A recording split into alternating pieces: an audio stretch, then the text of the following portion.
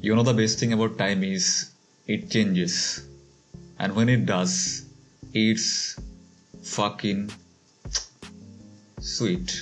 আজ থেকে মাত্র 1 বছর আগের কথা, যখন সুরঙ্গ এবং প্রিয়তমা একই সাথে রিলিজ করেছিল, সেই সময় আমি প্রিয়তমার নেগেটিভ রিভিউ দিয়েছিলাম এবং সুরঙ্গের পজিটিভ রিভিউ দিয়েছিলাম।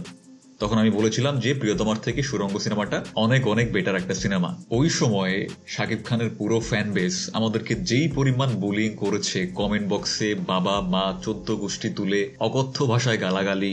আমি ছিলাম তখন পেইড রিভিউয়ার, দালাল রিভিউয়ার, রাজ বাংলাদেশের one and only paid reviewer, etcetera etcetera. অনেক কথা আমাকে শুনতে হয়েছে। এমনকি রায়হান রাফি তখন ছিল নাটকের ডিরেক্টর, সে সিনেমায় বানাতে পারে না, সিনেমা কি জিনিস সেটাই সে বোঝে না। এমনকি এই ফ্যান বেসের বুলিং এর জন্য সুরঙ্গ সিনেমার সাথে যারা যুক্ত ছিল তাদের মধ্যে অনেককেই বাধ্য হয়ে কমেন্ট বক্স বন্ধ করে রাখতে হয়েছে। তো তখন রায়হান রাফি ছিল বাংলাদেশের সব থেকে বাজে নাটকের ডিরেক্টর, আর রাজ ছিল বাংলাদেশের সব থেকে বাজে পেইড দালাল রিভিউয়ার। মাত্র 1 বছরের ব্যবধানে আজকে রাজ বাংলার সেরা রিভিউয়ার আর রায়হান রাফি বাংলার সেরা ডিরেক্টর হয়ে গেছে। How the tables have turned, হ্যাঁ।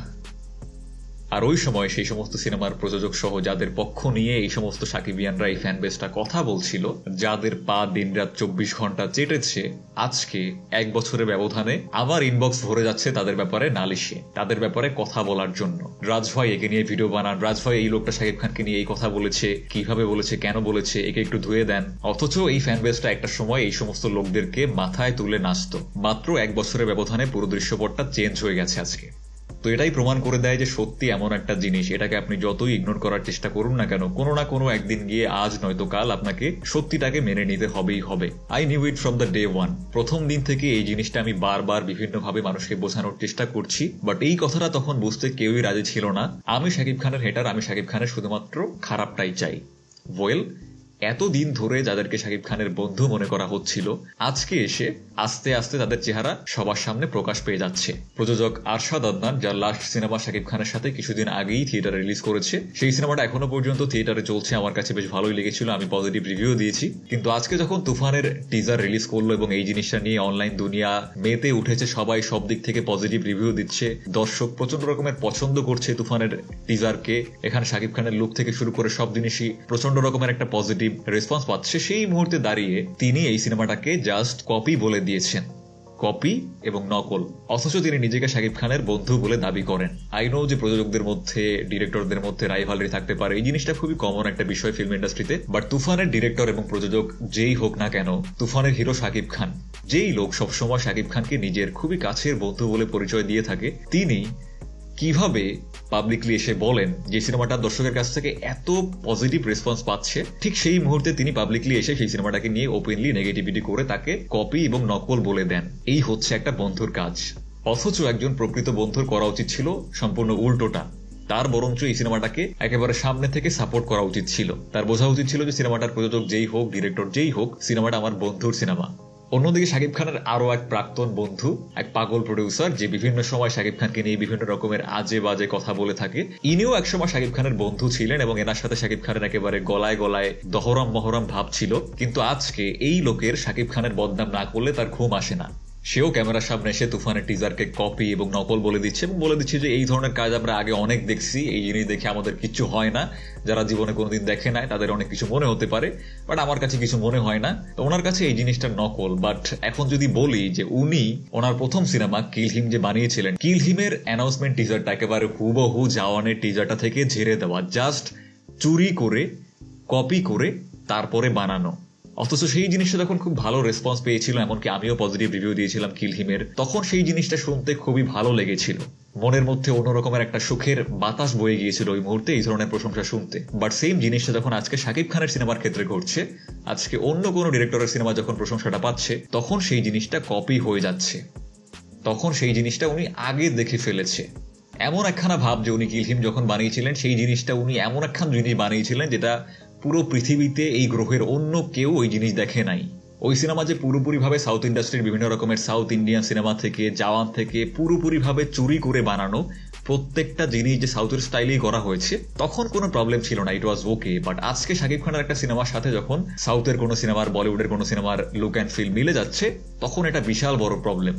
কয়েকদিন আগে ওনার একটা মাস্টার ফিশ ভূতের সিনেমা রিলিজ হয়েছে। উনি সেই সিনেমাটা ঈদে রিলিজ দেওয়ার চেষ্টা করে কোনো হল পায়নি, শেষমেশ পিছিয়ে যায় বিভিন্ন রকমের এক্সকিউজ দিয়ে। পরবর্তীতে রিলিজের পরে 3 দিনের মাথায় ওনার সিনেমা সিনেপ্লেক্স থেকে নামিয়ে দিয়েছে।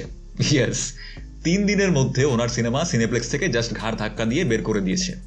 ওনার সিনেমার কোয়ালিটি এতটাই ভালো যে জীবন্ত মানুষ তো দূরের কথা, কোনো ডেড বডি দিয়েও সিনেমা হল ফিল আপ করা সম্ভব হয়নি। এই জন্যই মাত্র 3 দিনের মাথায় সিনেমা হল থেকে নেমে গেছে। এই জন্য উনি এতটাই ফ্রাস্ট্রেটেড, ওনার মাথা এতটাই খারাপ হয়ে গেছে যে কখন উনি কাকে কি বলে, কিভাবে বলে, এর কোনো ঠিক ঠিকানা নেই। উনি ইউটিউবার প্লাস সাকিবিয়ানদেরকে বাবা মা তুলে যা নয় তাই বলে অকথ্য ভাষায় এমন সব গালাগালি করেন যা এই ভিডিওর মধ্যে উচ্চারণ করা সম্ভব না। ইউটিউবার, ফেসবুকার এবং সাকিবিয়ানরা টোকাই এটসেট্রা এটসেট্রা আরো বিভিন্ন ভাষায় গালাগালি। ইউটিউবারদেরকে উনি 2 টাকার ইউটিউবার বলেন, এমনকি ইউটিউবারদেরকে উনি কুকুরের সাথে তুলনা করতে পর্যন্ত দ্বিধাবোধ করেন না। অথচ প্রত্যেকটা দিন এই ফুটেজখোর লোক 2 টাকার ইউটিউবারদের ক্যামেরার সামনে ঘেউ ঘেউ না করে থাকতে পারেন না। প্রত্যেকটা দিন রাস্তায় দাঁড়িয়ে বিভিন্ন রেস্টুরেন্টে বসে, এফডিসির মধ্যে বসে কোনো না কোনো এক জায়গায় সামনে কেউ একটা ক্যামেরা ধরলেই হলো উনি শুরু হয়ে যান যা নয় তাই বলা। তো ইউটিউবারদেরকে উনি কুকুর বলছেন, অথচ ইউটিউবারদের ক্যামেরার সামনে ঘেউ ঘেউ তিনি নিজেই প্রতিনিয়ত করেন। তো এই হচ্ছে শাকিব খানের বন্ধু তালিকা। ইয়েস, এই হচ্ছে শাকিব খানের শুভাকাঙ্ক্ষী।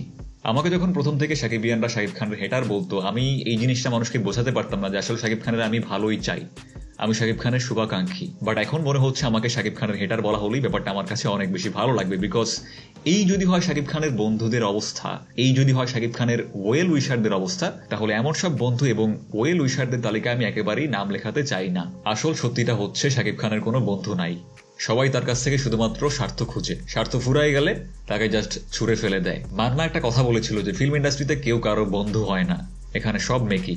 মানুষটা মরে গেছে, বাট এই কথাটা যে আজকেও একটা ধ্রুব সত্য হয়ে বেঁচে আছে, এর সব থেকে বড় প্রমাণ হচ্ছে আজকে শাকিব খানের এই অবস্থা। সত্যি হচ্ছে এটাই যে শাকিব খানের কাছের মানুষরা তাকে একটা নির্দিষ্ট গণ্ডির মধ্যে বেঁধে রাখতে চায়, নিজেদের স্বার্থ হাসিল করতে চায়। তারা চায় না যে শাকিব খান দেশের বাইরে গিয়ে ভালো ডিরেক্টরদের সাথে কাজ করুক, বিকজ তার দর্শকরা যদি একবার ভালো জিনিসের টেস্টটা পেয়ে যায়, তারপরে এই সোকল্ড কাছের মানুষগুলো তাকে দিয়ে সস্তার কিছু জিনিসপত্র বানিয়ে নিজেদের স্বার্থ আর হাসিল করতে পারবে না।